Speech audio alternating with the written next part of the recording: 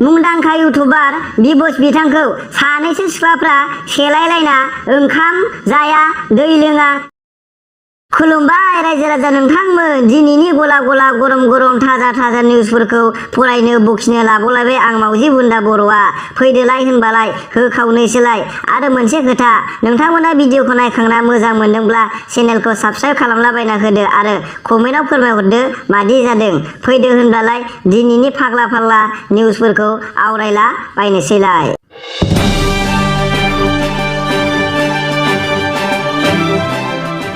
दाखालि बावै तामिलनाडुनि मोनसे जायगायाव सासे बर' सेंग्राया खामानि मावनो थाहैनायाव मैगं बायदिसिना खरसा खालामनो होनना हरनि 10 रिंगासो समाव हारसिं दखानाव थांना रुम फारसे फैफिनबाय थानायाव लामायाव साथामसो दादागिरि तामिल सेंग्राफोरजों फैसा दाबि जादों होनना खौराङाव मिथिनो मोन्दों। आरो मिथिनो मोनबावनाय बायदिब्ला फैसा होनो हाया गैया होननायाव बेखौ सिखाजों दानख्लाबलाबायनो नागिरदोंमोननो। नाथाय बे सेंग्राया एसे खेरेदना कुम्फु होनो बेखौ रोंफ्रामखानायखायसो आरो बेफोरनि फर्मुलाफोरखौ बाहायलाबायनानै गासैखौबो मेन बुस्थुआवनो जोसिन हाखु दाखु गामसा गुलायनाय खारनासो गदों होनना जोंनिसिम खौराङाव फोरमायहरदों।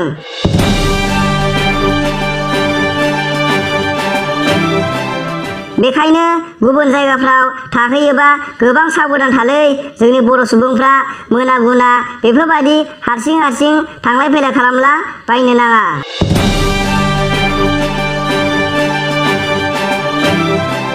साननैसो सिगां जोंना आसोला बर'नि मुंदांखा इउटुबार बिबस बिथाङा आइफन टाइपन होनो बेखौनो गावहोजोब्बाय, गिब्रु होजोब्बाय, गेब्लेहोजोब्बाय होनना गोबां मानसिनिफ्राय खौराङाव मिथिनो मोन्दों। आरो दा बिथांखौ गोबां मानसिफ्रानो गावल' हायो मायो दुगा मानसि, देखायग्रा मानसि होननाबो बुंसोलाबायथारदों। नाथाय बिथाङा बेफोरबायदि दुगा देखायना खालामाखै, गावनि साननाय बायदि चेलेन्ज लानायासो जाफुंनि थाखाय बिदि खालामदों देख्रुबदों होनना बुजिग्राफ्रा बुजिदों। बिदिनो सानै एसे बोरायहां मानसिया बिनि खोथा सावराय सानैनि खोथाया गोरोबलायिनि नांलायलाबायदों आरो गामसा बुलायलायनाय दोखो बुलाय खुरलायदों होनना जोंनिसिम खौराङाव फोरमायहरदों।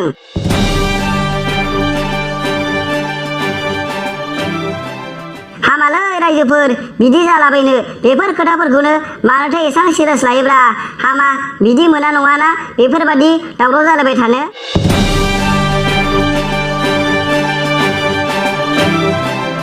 इउटुबफोराव सानफ्रामबो गोबां फाग्ला मोजां गाज्रि भिडिअ नुलाबायग्रा जासोबाय होनना गोबां बुजिना मानसिफोरा बुंसोलाबायनायखौ खोनानो मोन्दों।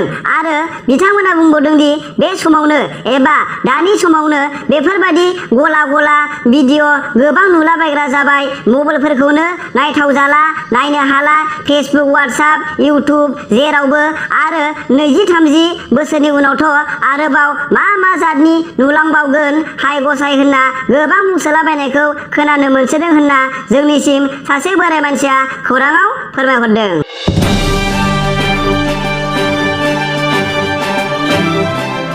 दाखालि बावै केरेलानि गंसे हटेलाव खामानि मावग्रा आसामनि सासे सेंग्राया सासे गोबां समायना मालायालोम सिख्लाखौ नुना गोबां गोसोखुमाना मोजां मोनखुमाना हर सान बेखौल' गान्दु बेलथाय सानलाबायग्रा जादों होनना मिथिनो मोन्दों।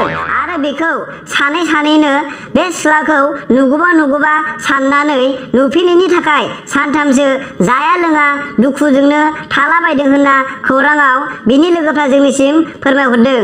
हामालै सेंग्राफोर बिदि नङा, बारा गरम जालाबायनाङा गुबुन जायगायाव थांलाबायना। जोंना बर' सिख्लाफ्रानोबा मेरला साफा गुफुर गावदां दंलाबायो माथो। बिसोरखौनो ला, नङाबा सालिफ्रा बेलेग जाथिजोंसो हाबा जायो।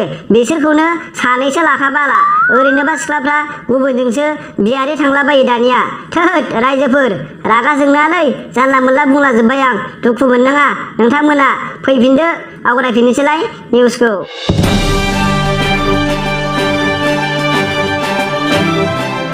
दा साननैसो जोंनि मुंदांखा इउटुबार बिबस बिथांखौ सानैसो सिख्लाफ्रा सेलायलायना ओंखाम जाया दै लोङा मेगनाव मोदै खुगायाव खुदै लाना गाबलाबायसोदों आरो बादिलायबाय थादों, दावराव जालायबाय थादों होनना खौराङाव गोबां मिथिनो मोनलाबायदों।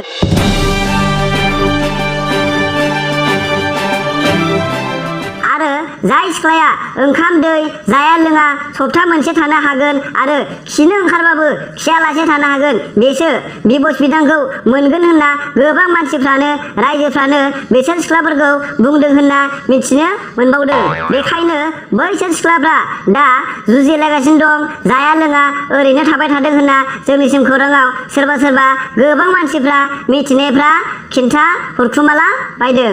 रायजोफोर रागा जोंनानै जानला निउस सावरायलाबायबाय आं। नोंथांमोना माबायदि मोनदों कमेन्टआव फोरमायहरदो आरो दुखु मोननो नाङा दै रावबो।